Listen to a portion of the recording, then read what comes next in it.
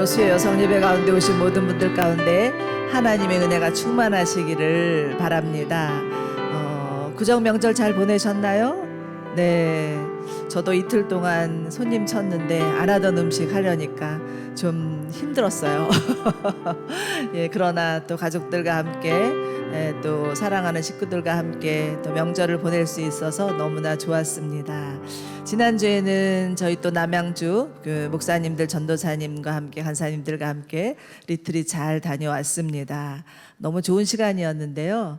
그래도 오늘 함께 예배하니 예배하는 것이 가장 좋습니다. 여러분, 지난주에 또 명절 때문에 음식하느라고 못 오신 분들도 계시죠? 오늘 예배하니까 좋으시죠? 예, 아멘. 네, 우리 옆에 분에게 다시 한번 인사할까요? 예배함이 기쁨입니다. 네, 감사합니다. 네, 잠깐 광고 드리겠습니다. 지금 저희 38일차 구약 성경 통독하고 있습니다. 이제 열왕기상 들어가는데요. 저도 저녁마다 말씀을 읽고 잠이 들곤 합니다. 예, 30분 정도면 시간 되는 것 같아요. 38일 차인데 만약에 한 달 동안 성경 읽기를 안 했더라면 그냥 놓치고 지나갔을 것을 그래도 마음 먹고 작정하고 성경 읽기로 하니 벌써 한 달이 넘었고 어느새 열왕기상 말씀을 읽게 되었구나라는 생각을 하게 됩니다. 혹여라도 여러분들 가운데 성경 읽기 놓치신 분들 계시다면 오늘부터 다시 시작하시면 되겠습니다. 열왕기상부터 시작하셔서 또 계속 구약이 끝날 때까지 성경 읽기 하시면 감사하겠습니다. 오늘은 특별히 예배 후에 크리스마스 전도 집회 때 결신자 모임이 있습니다. 그 중에는 또 여러분들이 지금 거리가 멀어서 그 근처에 있는 교회를 나가시는 분들이 계시고요.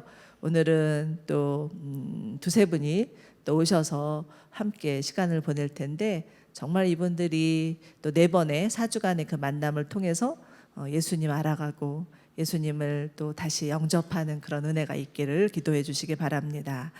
2월 16일 금요일 오전 11시에는 무릎 선교 스텝 모임이 있습니다. 이제 3월부터 다시 무릎 기도 시작합니다. 여러분 꼭 기억하셨다가 와주시기를 바라고요. 무릎 선교 기도 스텝들은 함께 모여서 준비하는 시간을 갖도록 하겠습니다.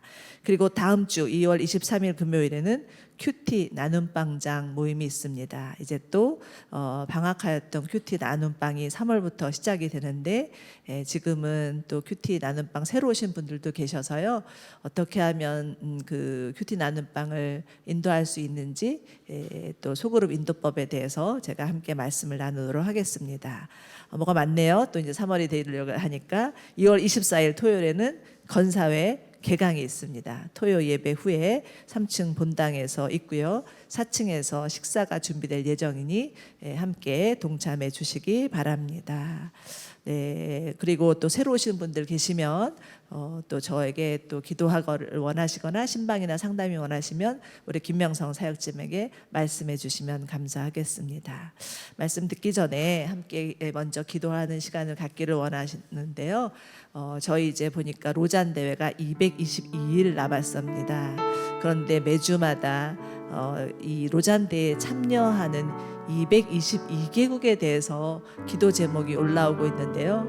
그 기도 제목을 보니까 말로는 기독교 국가라고 하고 많은 이들이 기독교인이라고 하는데 정작 그들이 예수님을 제대로 알지 못하고 있는 그냥 문화적으로 그리고 명목상으로 기독교인이라고 자칭하는 사람들이 많다라는 소식을 듣게 됩니다. 오늘은 특별히 로잔 대회에 참여하는 222개국의 나라 중에서 명목상의 그리스도인, 문화적으로 예수를 믿는 사람들, 그 사람들을 위해서 기도하기를 원합니다. 정말 온전한 복음이 그들에게 들어가고 그 온전한 복음으로 말미암아 예수님 만나고 정말 문화적으로만 예수를 믿는 것이 기독교인이라고 말하는 것이 아니라 진정으로 정말 예수님을 만나는 그런 예수님을 사랑하고 섬기는 그런 믿음의 사람들 되게 하여 주시옵소서라고 함께 기도하시겠습니다.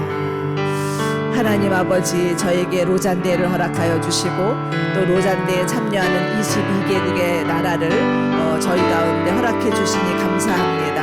하나님 매일마다 각 나라를 위한 기도 제목이 올라오게 하여 주시니 감사합니다.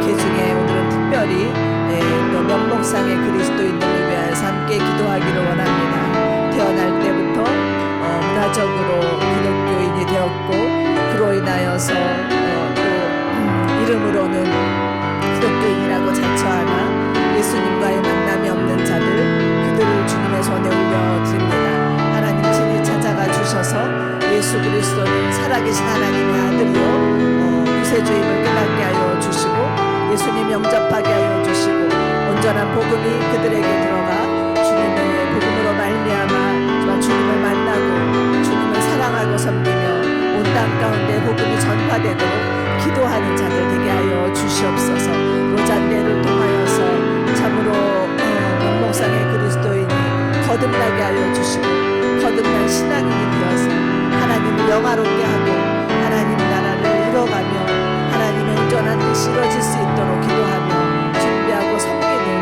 나라와 민족 되게 하여 주시고 그리스도인 되게 하여 주시옵소서. 이를 위하여서 저희로 하여금 전심으로 기도하게 하여 주시고 복음이 회복되게 하여 주시고 연질된 복음이 주님 안에서 회복되어서 온전한 복음이 되어 참으로 많은 이들이 주님을 만날 수 있는 그날한 은혜가 있을 수 있도록 함께하여 주시옵소서.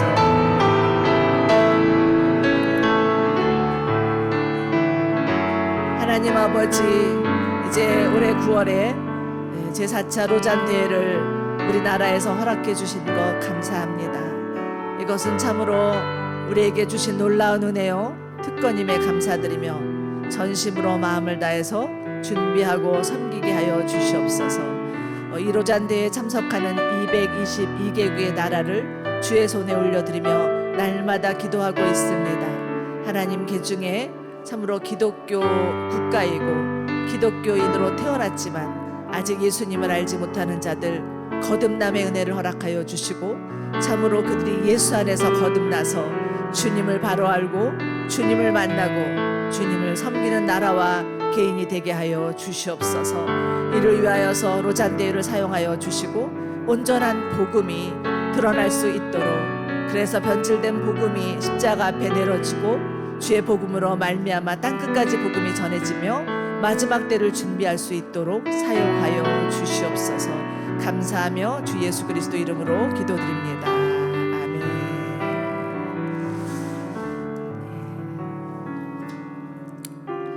오늘도 하나님께서 주시는 말씀이 우리에게 크신 은혜로 다가오기를 원합니다. 1990년대에는 1999년에 지구가 멸망할 것이라는 노스트라다무스의 예언과 함께 그 분위기에 맞물려서 종말론을 내세우는 신흥 종교들이 많이 부상하던 때였습니다. 아마 여러분들도 기억을 하고 계실 텐데요. 우리나라에서는 다가올 미래를 준비하라는 뜻으로 다미선교회가 한창 부상하고 있었죠. 그 다미선교회를 창립한 이장림 목사라는 자가 1992년 10월 28일에 휴거가 일어날 것이라고 주장하는 바람에 많은 이들이 가정과 직장을 버리고 재산을 헌납하는 등 사회적인 무리와 파장을 일으켰었습니다.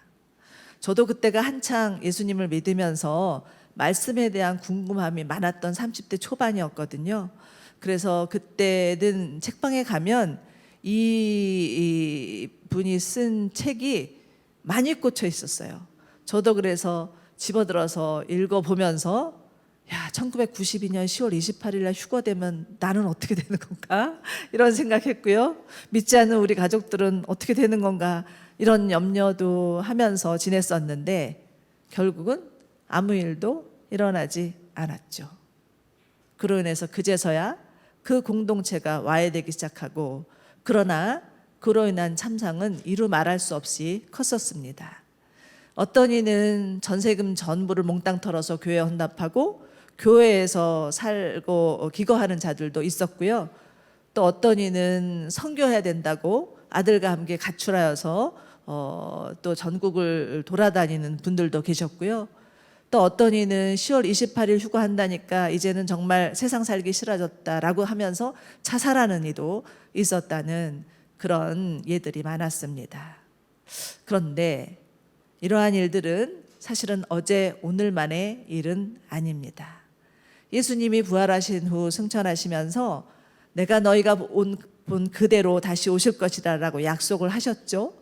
그리고 그 약속을 들은 모든 사람들은 그들의 마음 가운데 주님이 다시 오실 것에 대한 소망이 자연스럽게 일어났고, 그것은 당연한 일이었지만 그로 인해서 이장림 목사와 같은 시한부 종말론자들이 생기기 시작하여서 많은 문제를 일으켰던 것입니다. 오늘 저희가 함께 읽은 데살로니가 전서의 말씀, 사실은 이것도 데살로니가 교회에 일어났던 문제에 관한 말씀이죠. 데살로니가 교회에서도 주님의 재림에 관한 그런 문제들로 인해서 교회가 이리저리 흔들리고 또 방황하였던 것입니다. 자, 그런데 오늘은 그 문제를 좀 살펴보기 전에 먼저 데살로니가 교회가 어떻게 생성되었는지, 어떤 경우로 데살로니가라는 지역에 교회가 세워졌는지에 대해서 먼저 좀 살펴보도록 하겠습니다.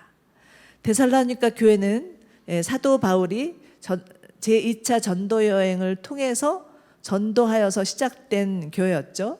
사도행전 16장을 보면 바울이 1차 전도 여행을 마치고 다시 2차로 아시아로 가려고 했는데 그 환상 가운데 마게도니아 사람이 나타나서 건너와서 나를 도와주십시오 라고 하는 바람에 이것이 하나님의 뜻인가 보다 라고 생각하고 그 발길을 돌려서 갔던 곳이 바로 지금의 그리스 지역입니다.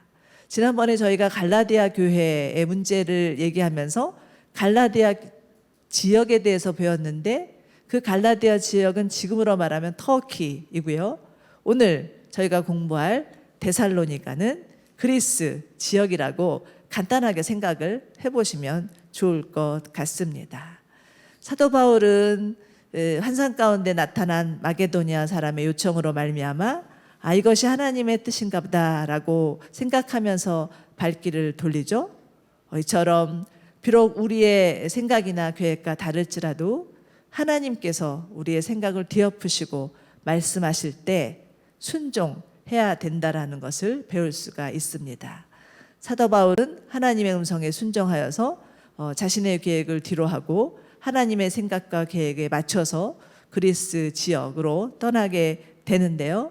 우리도 이를 통해서 배우는 것은 비록 우리의 생각과 계획이 하나님의 생각과 다를지라도 하나님의 생각이 가장 선하시고 가장 온전하심을 믿고 우리 자신의 계획을 내려놓고 주님을 따르는 자들이 되시기를 축원합니다. 네, 자 이제 사도 바울이 일행이 떠난 곳은요, 처음 밟은 곳은 그 마게도니아의 관문이었던 빌립보였고, 그 다음이 마게도니아의 수도인 데살로니가였습니다. 저는 몇 년 전에 우리 성도님들과 함께 바울 서신과 사도행전 공부를 하고 나서 바울이 사역하였던 터키 지역과 그리스 지역을 방문했었는데요. 참으로 놀라운 것은 그 사도 바울의 1차 전도 여행 지역이었던 터키는 이미 이슬람화가 되어서 교회라는 곳은 흔적도 찾아볼 수 없을 정도로 다 무너져 버렸는데, 그리스로 넘어갔더니 그곳에는 사도 바울의 전도 여행의 흔적이 고스란히 남아 있는 것이에요. 빌립보를 갔더니 빌립보 교회의 터라고 추정되는 곳이 있었고요.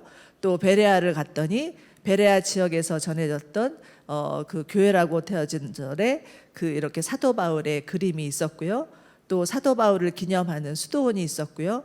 야, 정말 하나님의 말씀에 순종하여 갔더니 이런 우리가 상상하지도 못하는 믿지 못할 세계가 벌어졌구나라는 것을 보면서 너무나 감회가 새로웠습니다. 저희가 빌립보에 도착했을 때는 마침 주일 아침이었는데요. 그곳에서 빌립보 교회라고 추정되는 지역, 그 강가의 기도처라고 추정되는 지역에서 예배를 드렸어요. 얼마나 감동이 있었는지 지금도 잊지 못할 기억으로, 추억으로 남아 있습니다. 자, 이렇게 해서 사도 바울이 빌립보를 건너서 이제 그 빌립보에 도착해서 예배하신 사람들을 만나고 빌립보 교회가 세워지게 되면서 큰 성령의 역사를 경험하는 게 되는데, 사실은 그로 인해서 너무나 많은 어려움이 있었어요.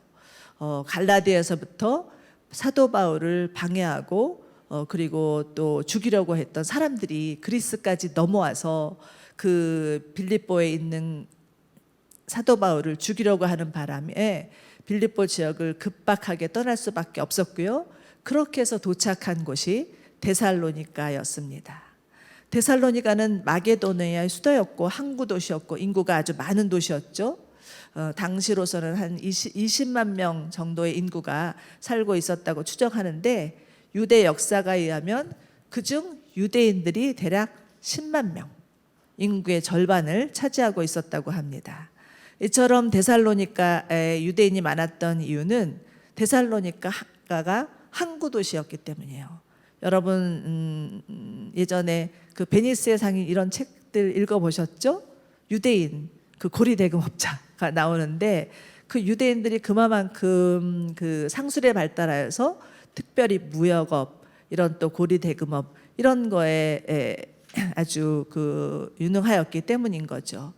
유대인들은 AD 70년에 로마가 예루살렘을 공격하면서 이곳저곳으로 흩어져서 유대인 디아스포라를 형성하게 되었는데, 중국인이 흩어지면 가는 곳마다 중국집을 만들고, 또 한국 사람이 흩어지면 가는 곳마다 교회를 세우고, 유대인들이 흩어지면 가는 곳마다 회당을 세운다는 말이 있듯이 이들은 가는 곳마다 회당을 세우면서 그들의 신앙을 유지하였습니다.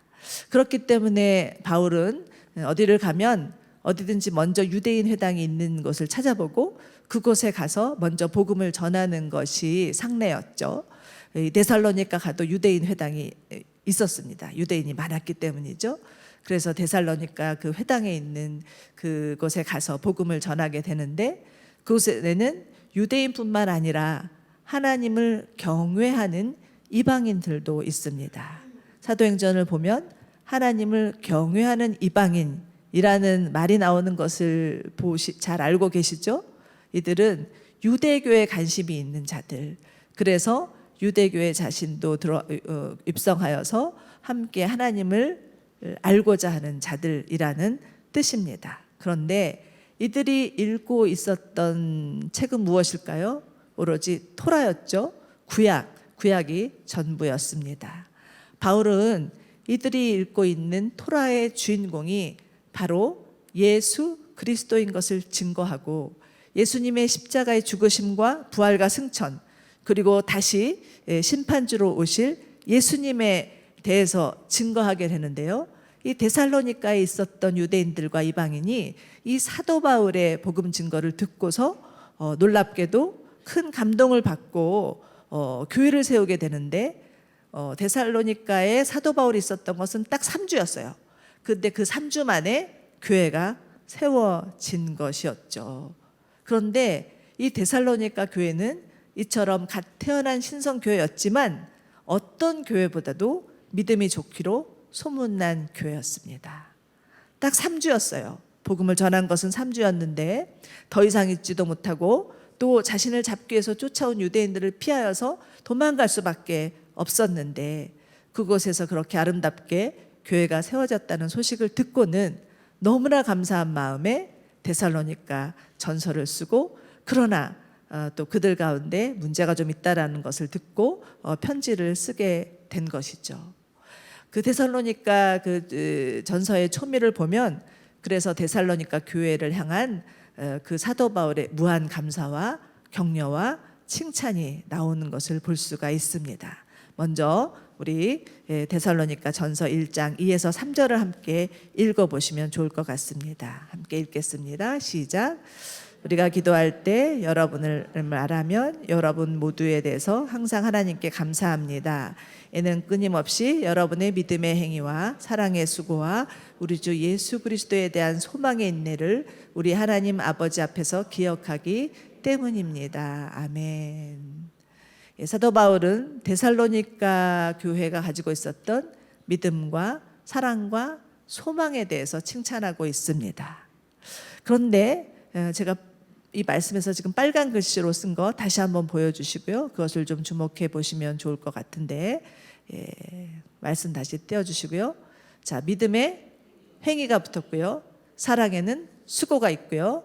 또 소망에는 인내가 있는 것을 볼 수가 있습니다. 우리는 이를 통해서 믿음이 무엇이며 또 사랑은 어떠해야 되며 소망은 어떻게 지켜야 하는 것인가에 대해서 배울 수가 있습니다. 여러분, 믿음이란 말만 하는 것이 아니라 그 행위가 따라줘야 된다는 거죠. 아무리 말은 그럴듯해도 삶이 따라주지 않으면 그것은 헛된 믿음일 수 있다라는 것입니다. 또한 사랑에는 수고가 따라야 합니다. 사랑한다고 하면서 자기를 희생하거나 헌신하지 않으면 사랑이라 할 수 없다라는 거죠. 또한 소망에는 반드시 인내가 필요합니다. 소망이란 당장에 이루어지는 로또 당첨이 아니기 때문이죠. 데살로니가 교회는 비록 개척된 지 1년 남짓한 교회였고 많은 어려움이 있었지만 이들은 그 많은 환난 가운데서도 하나님을 향한 믿음이 있었고요. 예수님에 대한 사랑의 헌신이 있었고요.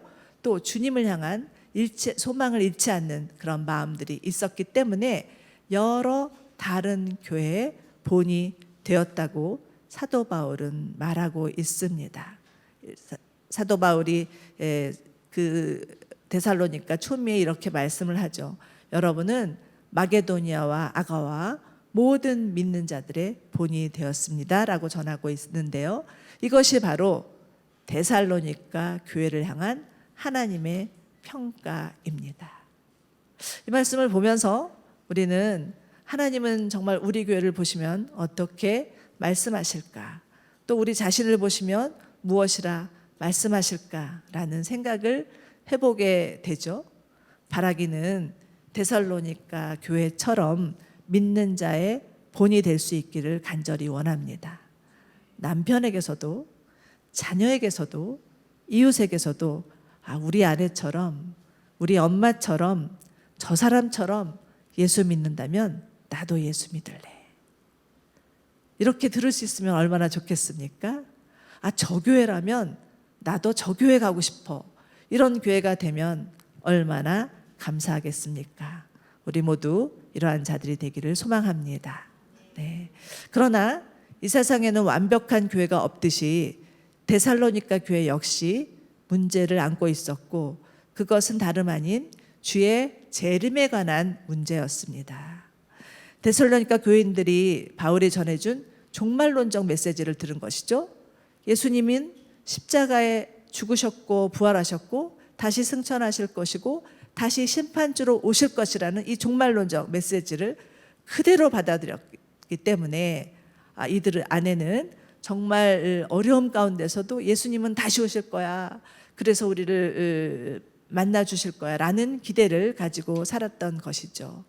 진정으로 그 마음 가운데 주님의 다시 오심을 기다리며 날마다 주님 오시기를 사모하며 사는 자들이 데살로니가 교회의 교인이었습니다. 이것은 매우 중요한 것이죠. 정말 우리 가운데도 이러한 믿음이 있는지, 정말 주님이 다시 오시기를 기다리는 이런 재림의 신앙이 있는지 우리 자신을 점검해 볼 필요가 있는 것 같습니다. 그런데 이들 안에는 두 가지 문제가 있었어요. 첫 번째는 무엇이냐면 그렇다면 예수님이 다시 오시면 이미 죽은 자들은 어떻게 되는 거지? 라는 그런 궁금함. 또 두 번째는 그러면 예수님은 언제 어떻게 오시는 거지? 언제 오시는 거지? 그 재림의 시기에 대한 궁금한 이 두 가지 문제가 있었습니다. 당시 초대교회 안에는요, 자신들이 살아계실 때 예수님이 오실 것이라는 기대가 다 있었어요. 그렇기 때문에 특별히 그 시기에 대해서 남달랐던 것이죠. 그런데 이 문제로 인해서 교회 안에 파생되는 문제가 있었다라는 것입니다. 바울은 이 두 가지 문제로 교회가 혼란해지는 것을 보고 그 소식을 듣고는 급하게 편지를 쓴 것이 데살로니가 전서 그리고 그 다음에 데살로니가 후서라고 생각하시면 되겠습니다. 자, 그러면 이들이 가지고 있는 첫 번째 문제, 그러면 이미 죽은 사람은 어떻게 되는 것인가에 대한 해답이 오늘 저희가 함께 읽은 4장 13에서 17절 본문인데요. 다시 한번 읽어보도록 하겠습니다. 다시 읽겠습니다. 시작. 형제들이여, 이제 우리는 여러분이 잠든 사람들에 대해 알지 못하기를 원하지 않습니다. 이는 여러분이 소망이 없는 다른 사람들처럼 슬퍼하지 않게 하려는 것입니다. 우리는 주의 말씀을 따라 여러분에게 이것을 말합니다. 주께서 오실 때까지 우리 살아있는 사람들이 잠자는 사람들보다 결코 앞서지 못할 것입니다. 주께서, 그 다음도 보여주세요. 주께서 호령과 천사장의 소리와 하나님의 나팔 소리와 함께 친히 하늘에서 내려오실 것인데, 그리스도 안에서는 죽은 사람들이 먼저 일어나고 그 다음에 우리 살아남은 사람들이 그와 함께 구름 속에 들려 올라가 공중에서 주를 만나게 될 것입니다. 그리고 우리는 영원히 주와 함께 있을 것입니다. 아멘. 여러분, 순서가 어떻게 되는지 잘 보시기 바라고요. 특별히 제가 지금 보여드린 자막에서 빨간 글씨를 주목해 보시기 바랍니다. 바울은 죽은 사람을 잠자는 사람에 비유하고 있습니다. 주님이 다시 오실 때 그들의 영혼은 잠자고 있다가 다시 일어날 것이라, 다시 올 것인데, 이 죽은 자들의 육체가 그들의 영혼과 다시 만나서 결합하게 될 것이니 염려하지 말라고 권면을 하는 것이죠. 먼저 예수님이 오실 때 죽은 자의 영혼이 함께 오고 땅에 죽은 그 육체가 그 영혼과 함께 결합해서 하나 되는 그 놀라운 사건이 일어나게 될 것이라고 이 사도 바울이 지금 이야기하고 있는 것입니다. 여러분, 이게 상상이 가십니까? 영혼과 죽은 육체가 함께 결합하는 것. 정말 이것은 우리가 상상하지도 못하는 놀라운 일인데, 그런 일이 반드시 일어날 것이라고 사도 바울이 지금 말하고 있는 것입니다. 인간의 머리와 인간의 능력으로는 도저히 상상할 수도 없는 일이지만 반드시 이 일은 일어난다는 것이죠. 그러니까 가끔 생각해 보면 우리의 영혼이 우리의 육체를 찾기 위해서 과다한 성형 수술은 금해야 되겠구나 하는 생각이 들기도 합니다. 네. 여러분들 조심하세요. 우리는 그런 사람 없지만 정말 서울 강남에 가면 정말 똑같은 사람들이 돌아다니고 있는 것을 볼 수가 있습니다. 자, 그러고 난 후에 살아있는 성도들이 산채로 영화로운 몸으로 변화되어서 구름 속에 끌어올려서 공중에서 예수님을 영접하게 될 것이라는 거죠. 사실 이것도 믿기지 않는 일이지만, 여러분, 우리 가운데 하나님의 아들이신 예수님이 인간 아기 예수로 또 인간의 뱃속에 태어나는 것은 정말 상상할 수도 없는 일이었는데 일어났죠. 그런 것처럼 우리가 정말 상상할 수 없는 일이지만 공중에서 예수님을 맞이하고 죽어있던 사람들이 일어나고 산자는 휴거되는 역사가 일어날 것을 믿으시기 바랍니다. 이것은 앞으로 일어날 사실입니다. 우리가 상상하는 어떤 상상이나 공상이 아니고요. 반드시 실제로 이 땅 가운데 일어날 역사적 사실인 것을 믿으시기 바랍니다. 그래서 초림 예수님께서 우리를 구원하시기 위해서 오셨듯이 재림 예수님께서 심판주로 이 땅에 오실 것을 믿고 주님을 기다리며 사모하는 저와 여러분들 되시기를 축원합니다. 자, 두 번째는요, 그 예수님의 그 재림의 시기에 대한 관심이었습니다. 데살로니가 교회 안에는 주님이 언제 오실지에 대한 궁금함 때문에 그 재림에 대한 날짜와 시기를 추측하는 자들이 있었고요. 이로 인해서 그들의 삶이 엉망진창이 되어버리고, 어차피 주님 오실 텐데 뭘 그렇게 내가 또 구역구역 열심히 사나라고 하면서 태만한 삶을 살았던 것이 데살로니가 교회의 문제였습니다. 사도 바울은 이와 같이 그릇된 시한부 종말론을 가지고 있는 데살로니가 교회를 향해서 그 해답을 주는데, 그것이 바로 오늘 저희가 읽은 5장 1절에서 6절 말씀입니다. 이것도 다시 한번 읽어보시겠습니다. 시작. 형제들이여, 그 시기와 날짜에 대해서는 여러분에게 쓸 것이, 자막이 조금 늦네요. 다시 읽겠습니다. 시작. 형제들이여, 시기와 날짜에 관해서는 여러분에게 쓸 것이 없습니다. 이는 주의 날이 밤에 도둑이 오는 것처럼 올 것을 여러분 스스로 잘 알고 있기 때문입니다. 그들이 평안하다 안전하다 할 때에 임신한 여인에게 해상의 고통이 찾아오는 것처럼 멸망이 갑자기 닥칠 것인데 그들은 결코 피하지 못할 것입니다. 그러나 형제들이여 여러분은 어둠에 있지 아니하므로 도둑이 강탈해 가는 것처럼 그날이 여러분에게 이르지 못할 것입니다. 여러분은 모두 빛의 아들들이요 낯의 아들들이기 때문입니다.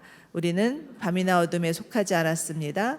그러니 우리는 다른 사람들처럼 자지 말고 오직 깨어 정신을 차립시다. 아멘.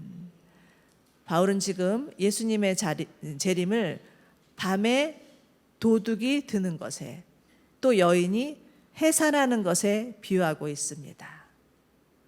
도둑이 언제 올지 미리 알리고 오는 법이 없듯이 아무리 만삭인 여인이라 할지라도 그 해산의 날짜를 맞출 수는 없듯이 예수님의 재림의 시기는 아무도 알 수 없다라는 것이죠. 심지어 예수님도 그날은 하늘의 천사도 모르고 나도 모른다. 오직 하나님만이 아신다라고 말씀하셨습니다. 그러나 우리가 감지할 수 있는 것은요, 도둑이 되는 것은 야심한 밤이라는 것, 또 여인이 해산하는 것은 해산할 때가 되어서 그 여인의 배가 정말 남산만하게 불러있을 때 그때가 해산의 날이라는 것 정도는 가늠할 수 있습니다. 그렇기 때문에 지금 이 땅에서 일어나고 있는 또 징조를 보면서 예수님의 재림이 다가오고 있구나라는 것을 우리는 알 수가 있습니다. 그 때와 시기는 정확히 알지 못할지라도 우리가 예수님께 초점을 맞추고 그 예수님께 우리가 마음을 두고 있다면 예수님이 하시는 말씀과 이 땅에 일어나고 있는 징조를 바라보면서 예수님의 오실 때가 다가오고 있구나라는 것 정도는 알 수 있으니 사도 바울은 그러니 염려하지 말아라. 너희는 낯의 아들이고 어둠의 자식이 아니다 라고 말씀을 해주시는 것이죠. 그런데도 사람들은 그 때와 시기에 언제나 관심이 있는 것 같습니다. 재림의 때에 대한 때에 대해서도 관심이 많지만 우리는 또 우리 자신의 삶 가운데서도 언제나 그때 그 시기에 관심을 가지고 사는 날들이 많습니다. 언제까지 내가 이 사역을 해야 되는 거지? 내가 언제 이 예배팀을 그만둘 수 있을까? 뭐 이런 거 이런 생각하면서 사는 수도 있는데 그게 아니고요.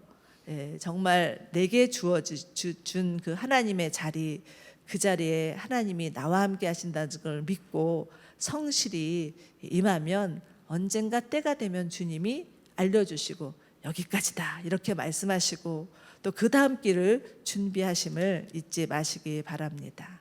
우리는 이 세상에 일어나고 있는 징조를 보면서 주님의 마지막 때를 가늠할 수 있습니다. 지난주 큐티 말씀이었던 것 같아요. 주님이 다시 오실 날을 묻는 제자들에게 예수님 말씀하시죠. 마지막 때에는 어느 누구에게도 현혹되지 말고 조심하라. 많은 사람들이 와서 내가 바로 그다라고 말하는 자들이 일어날 것인데 속지 말라라는 말씀을 하십니다. 여러분 요즘 들어서 길을 지나가다 보면 정말 이단들이 전도하고자 목숨을 걸고 있는 것을 볼 수 있죠. 지하철에서도 그렇고요.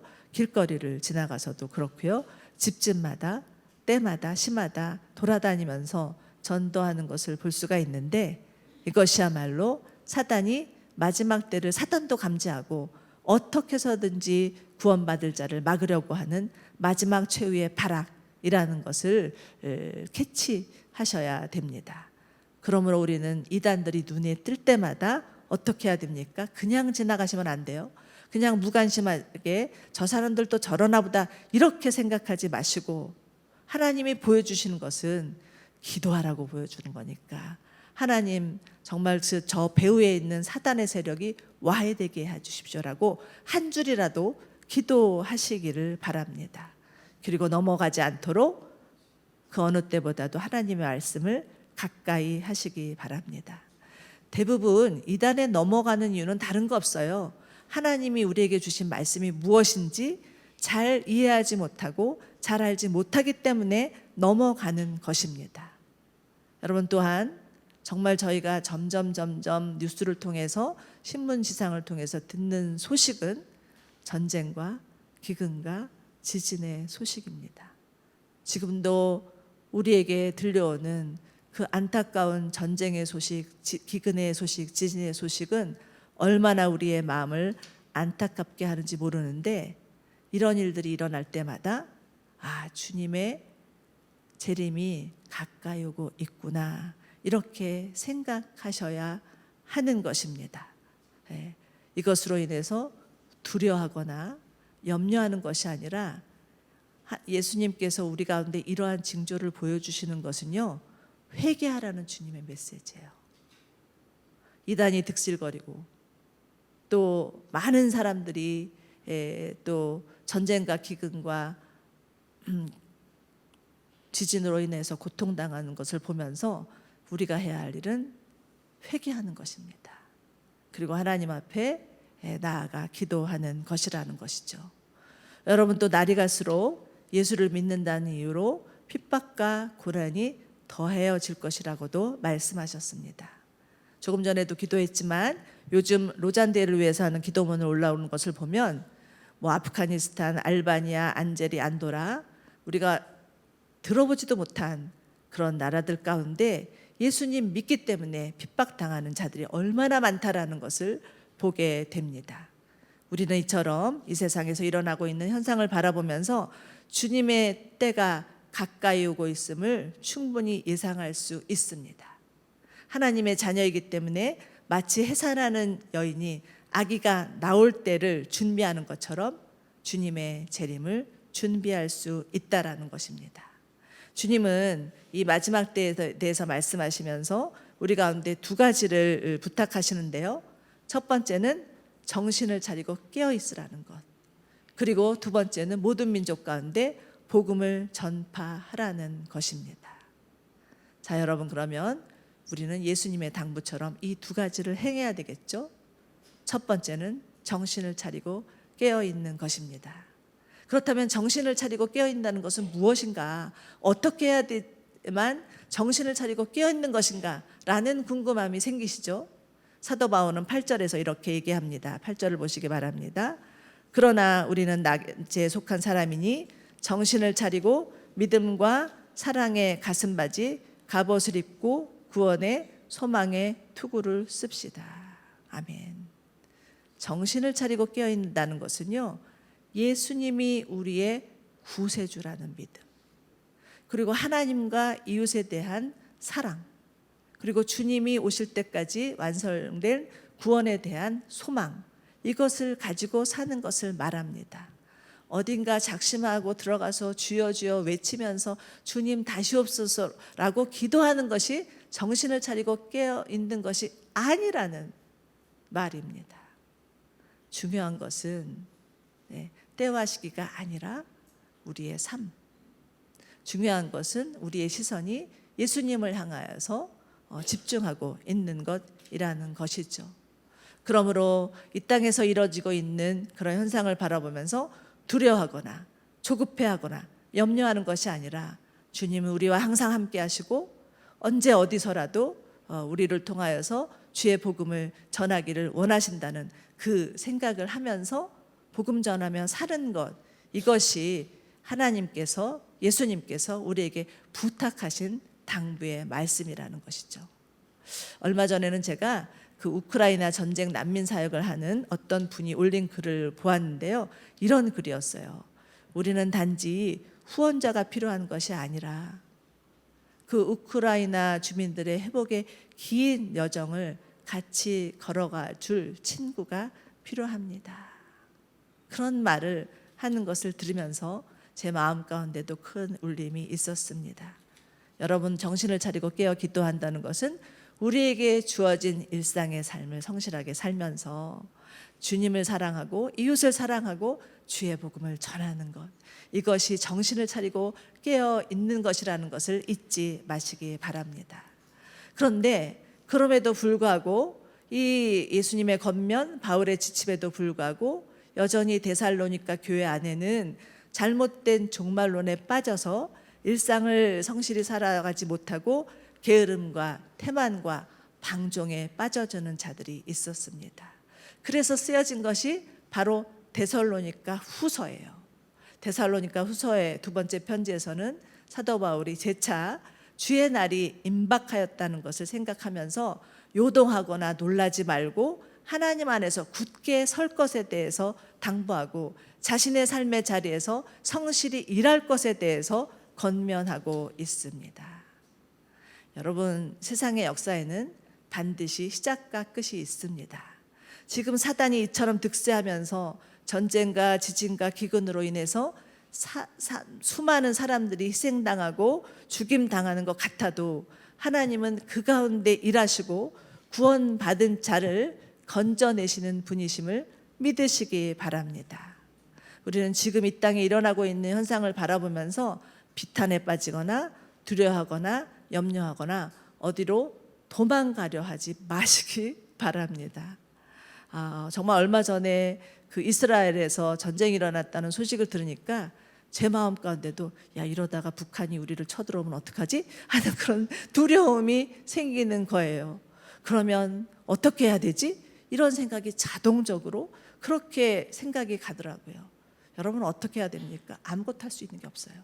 우리가 어디로 피해간들 정말 그 어려움을 면할 수는 없습니다. 다만 주님이 우리에게 말씀하신 것은 너의 있는 자리에서 주님을 바라보며 내게 주어진 일을 성실히 하라 라고 말씀하시는 것을 믿으시기 바랍니다.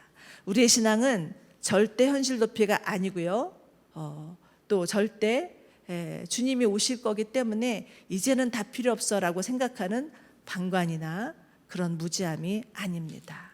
이처럼 예수님께서 우리에게 보여주는 세상의 징조는 다시 한번 말씀드리지만 하나님께 돌아오라는 회개의 메시지이고, 정신을 차리고 깨어 기도하라는 것은 영적인 긴장감을 놓치지 말고 기도하라는 말씀입니다.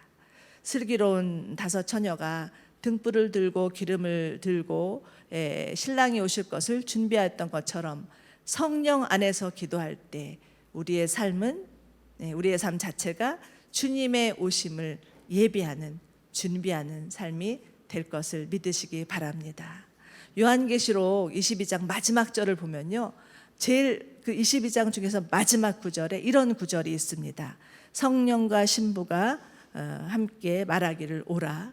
목마른 사람들도 오십시오. 원하는 사람은 생명수를 값없이 받으십시오 라고 이렇게 예수님께 초청하고 있는 것을 볼 수 있는데, 여기서 신부는 누구입니까? 바로 교회입니다. 성령과 교회가 사람들을 향하여서 예수님의 계심을 알리고 예수님께서 우리 가운데 값없이 생명수 주시는 주님인 것을 전할 때 우리는 주님의 마지막 때를 준비하며 사는 주님의 슬기로운 5 처녀들이 될 줄로 믿으십시오.